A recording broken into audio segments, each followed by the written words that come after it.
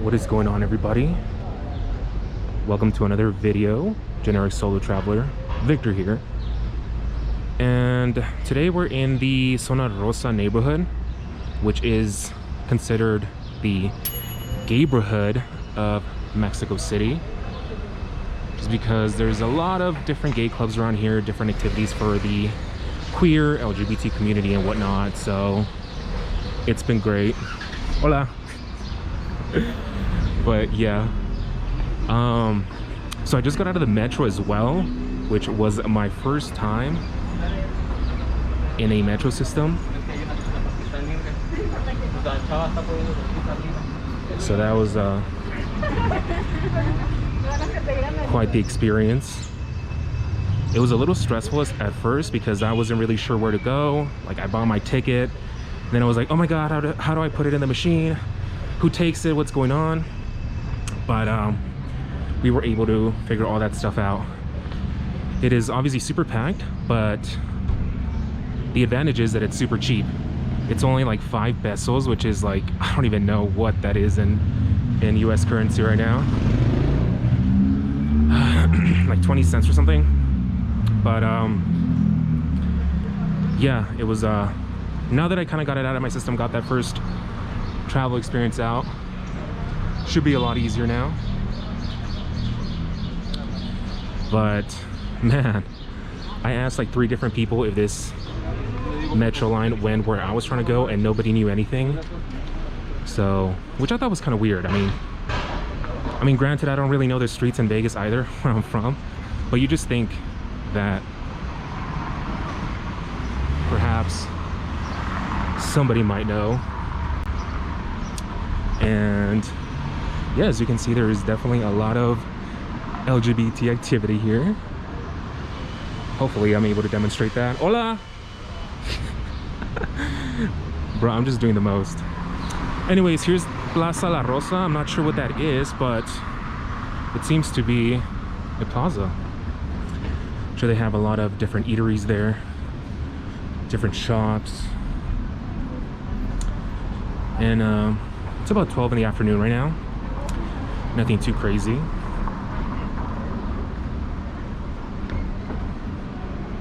But it's a very nice, well-maintained area. There's a lot of really nice hotels with a fountain. But yeah, I'm not sure what we're doing. I already ate, so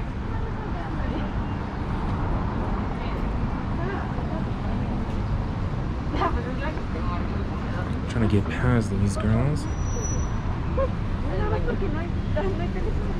But yeah, there's a lot of tourists that opt to stay here as well, just because it's one of the safer neighborhoods. The Secretaría of Seguridad, which is the Secretary of Security, is actually located just a few streets away.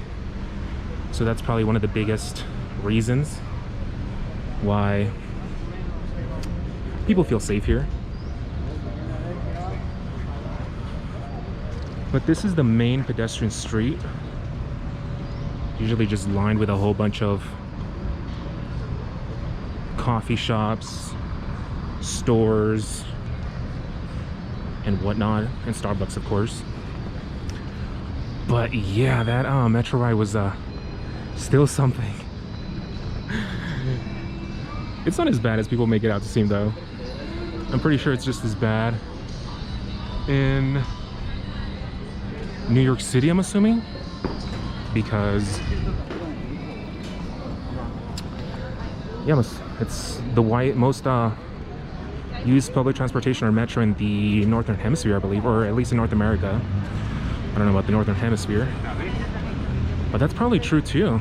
I don't know too. I mean, maybe actually in China, since it's technically in the Northern Hemisphere. But yeah, as you can see, there's a whole bunch of different American brands here, or markets, or what am I trying to say, restaurants. So you'll definitely find a lot of familiar stuff here, mixed in with, you know, sex stores and gay pride flags. But the streets are obviously tree lined, very nice, very beautiful. Nothing too crazy. And you still get the colonial era architecture of Mexico mixed in with a whole bunch of high-rise buildings. So this is actually a much livelier area during a night because, well, that's usually when people go to clubs and bars. Although most clubs are still closed, I think.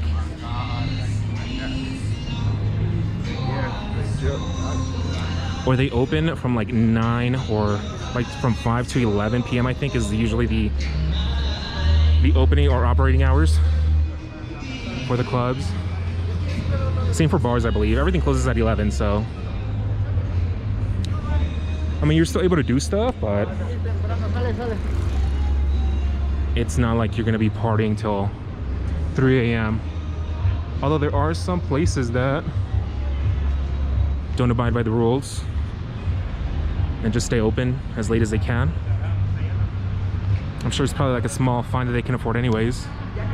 Oh, look at that building. I don't know if you guys can see it, but it has like some nature built into it. It's pretty cool. But I think this is gonna be another main street here. Oh god, I don't even know where I'm going. Let me check my Google map real quick, because I think this is Insurgentes, so it should be going into Reforma here. Yes, so we're actually gonna take a left here and go to the Angel, and we'll probably cut it there since this is probably gonna be a shorter video. I'm still trying to figure out how to incorporate my photography into these type of videos. So I was thinking of, okay, come on, of just clipping the GoPro into like my chest area or somewhere. Oh, and there's a protest going on. Cool. That means the street's gonna be closed. So as you can see, this whole area is just one big walkway street. So you have the big buildings over there, and then you have this protest going on. I'm not sure what it's for, but it's pretty sizable.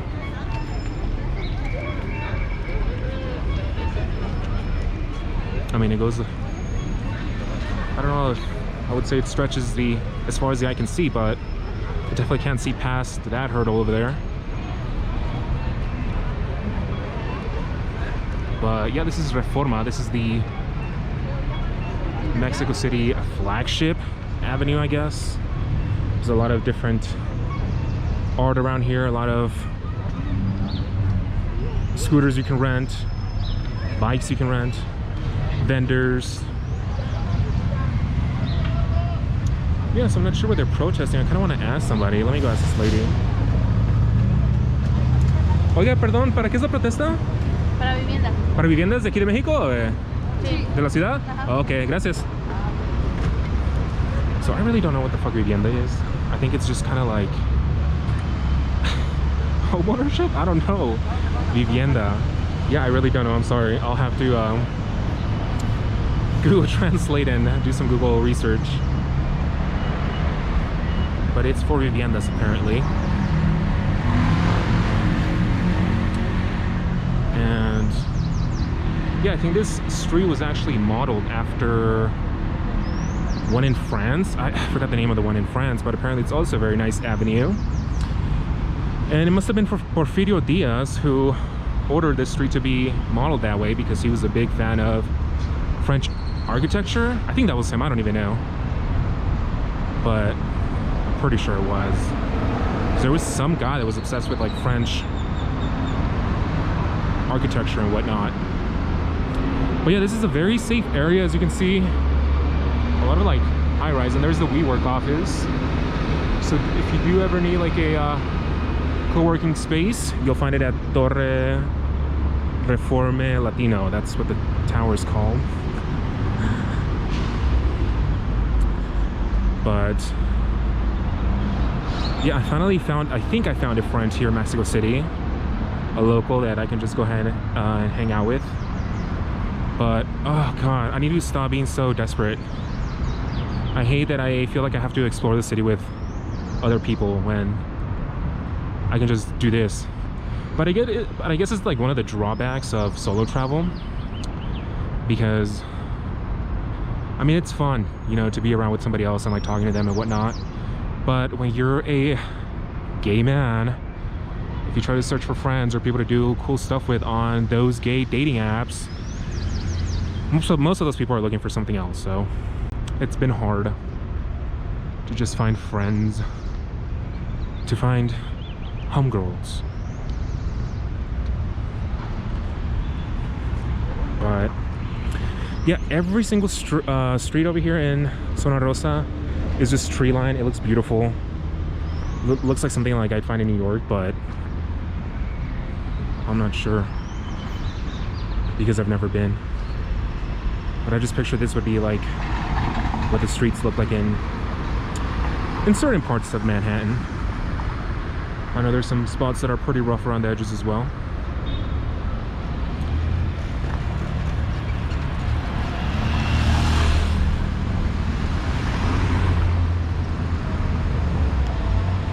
Yeah, there's always people just walking their pets and whatnot. But yeah, I think it's pretty interesting that there's always some type of protest going on in the city. And I know if you're just coming like for a bougie getaway, that might dampen your experience a little bit, but I think it's cool.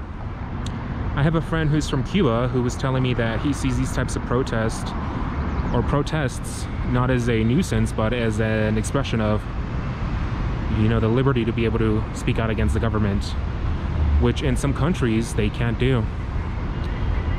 So I thought that was a pretty interesting way to look at it. And I mean, it's true. There are some people who are inconvenienced by the protests, some everyday people, some people in power that don't like when their power is challenged. But people persist nonetheless. Look at these dogs. There's always some dogs running around. She's walking herself.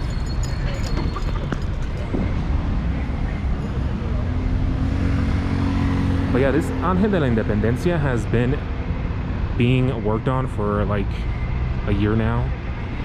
I think it was damaged by some type of protest. I think it was the feminist protests. But it's been like that since I first came to Mexico City, which was back in 2019, December. And it has not changed since.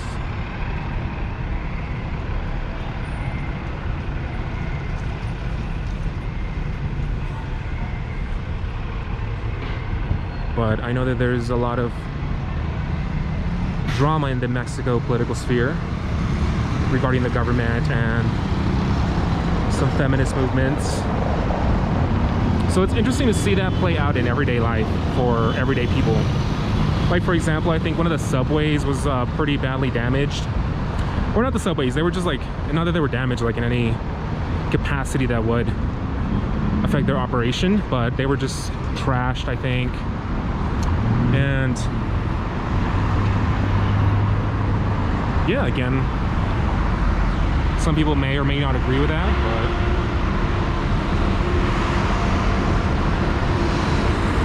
but it's the reality of life for some people. There goes one of the tour buses.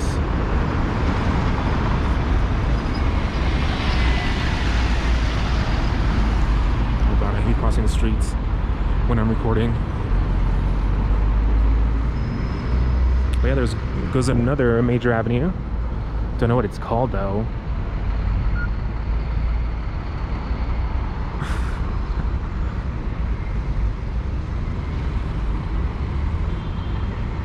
You know what? I think we're going towards Chapultepec. I'm not sure. And if we are, I think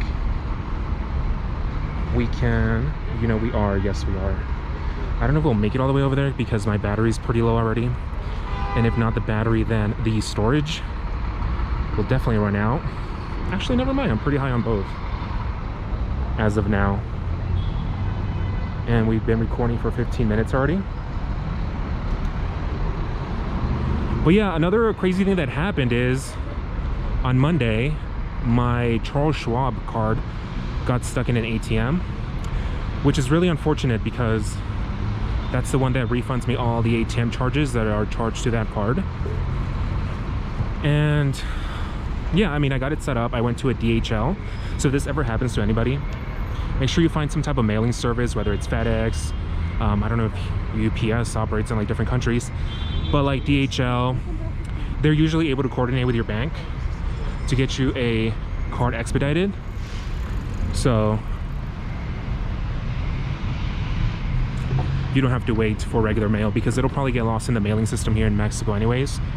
It's not the greatest, but places like DHL, FedEx, they have their own logistics and supply chain set up, so they reliably get mail, I'm assuming.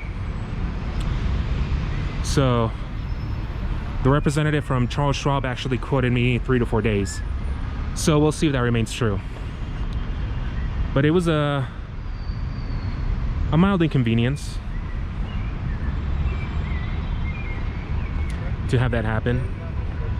And there were a lot of red flags. I want to say it was probably my fault.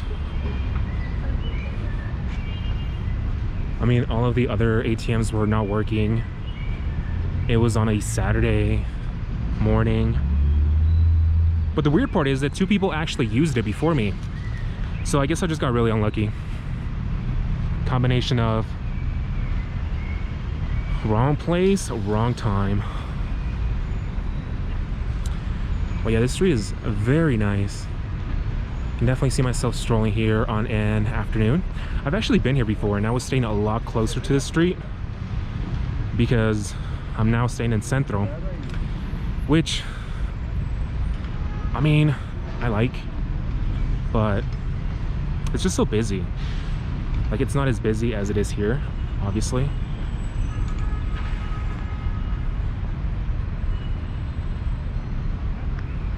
Okay, I don't think we're gonna be able to make it to Chapultepec Park because it's already at 20 minutes and I don't want to have another hour-long video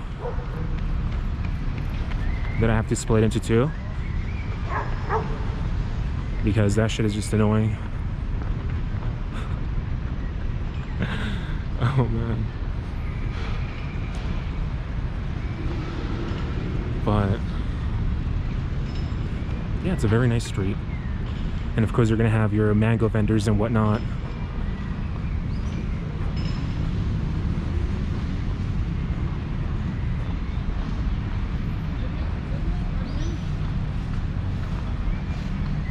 So yeah, definitely seek out a mailing service. Get your bank to coordinate with them to ship you a new card if you lose your card while traveling. Do not get your host's address unless you're in the States or somewhere that reliably has good mailing systems. Europe maybe, but not in Mexico, possibly not in the rest of Latin America as well. Just seek out a DHL.